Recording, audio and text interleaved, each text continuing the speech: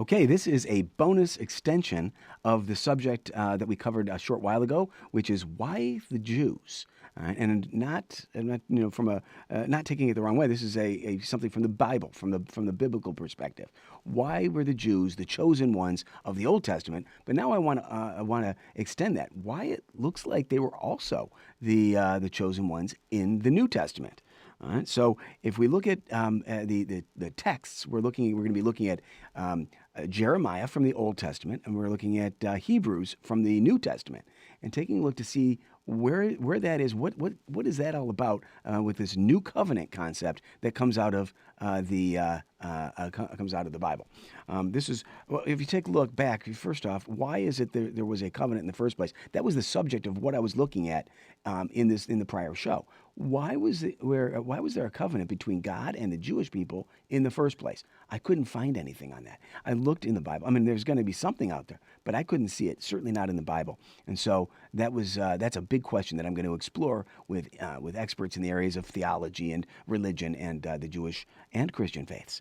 But I want to know about what happened when Jesus Christ arrived on the scene, and there's a new covenant that's there. Let's take a look at Jeremiah and Hebrews, but really we only have to take a look at one of them because they're pretty much the same thing. They're almost exactly the same text. When you have Hebrews coming from the New Testament, you add on, of course, the context of Jesus Christ, and what's happening there is they're saying that look, the ministry of Jesus Christ is superior to the things the things that came before it, as is this new concept, this new covenant.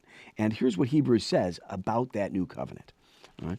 It says, "Behold, the days are coming, declares the Lord, when I will establish a new covenant with the house of Israel and the house of Judah, not like the covenant I made with their fathers on the day when I took them by the hand to bring them out of the land of Egypt. For they did not continue in my covenant, and so I showed no concern for them, declares the Lord." Right there, I like that at least. I mean, not the concept itself necessarily, but the idea, the structure. There's an actual reason here.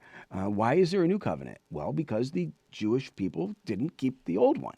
Okay, I searched, as I said, for why was there a covenant in the first place? No good answer. I didn't see it. But at least I now know why there's a new one. All right? Because the rules weren't followed or whatever. The Jews didn't keep it, so okay, fine, we're going to make a new one.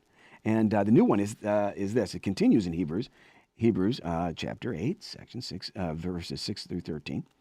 "For this is the covenant that I will make with the house of Israel after those days, declares the Lord. I will put my laws into their minds and write them on their hearts, and I will be their God, and they shall be my people." So that's the new, I guess, the concept or the statement of the new covenant. Right? But my question continues. It's the same question.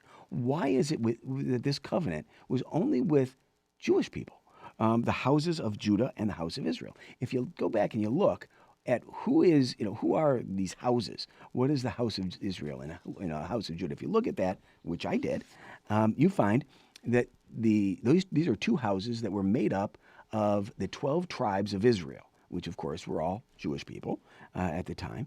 And I'm just going to take a quick peek, and we're going to take a look at ebible.com on this subject, and it says it very clearly. The nation of Israel was composed of the descendants of the 12 tribes of Jacob, or Israel, as was named by God in Genesis. The nation of Israel remained united through the reign of King Solomon. But then when King Solomon's son came over and he took over from there, things got haywire, and and I'm just obviously breaking away from the ebible.com statement. I'm just explaining it because it's a long statement. The 12 tribes broke up. 10 tribes just revolted and said, "We're out." 2 of the tribes remained consistent and loyal to the king, which was King Solomon's son. And the 10 tribes that broke away became known as this new nation, the house of Israel. And the 2 that remained were known as the house of Judah. And so those are the 2 houses that the new covenant is made with. But they're only Jewish people. Why is that? Why isn't there a covenant with other people who are not Jewish people? And again, we can go back to an easy answer, which I don't want to do. But the easy answer is, of course, again, phrased in the form of a question: who wrote the book? All right, so the Jewish people wrote the book. Now the new Jewish people, the Christian people, but they were not known as Christians at that time. Still, they were the ones who authored this. So, of course, they're going to be the ones who have the covenant. They're going to be the special ones. But I don't know if that's, I don't know if that's fair. I don't want to, again, I want to treat this as an inspired book rather than just a book that someone, wrote and therefore they gave themselves the chosen one status. So I'm going to talk to theologians, priests, rabbis, anyone in the area of religion and study of religion to find out if there's something behind this. Again, even in the New Testament, we've got God making a covenant with the Jewish people, not with anybody else.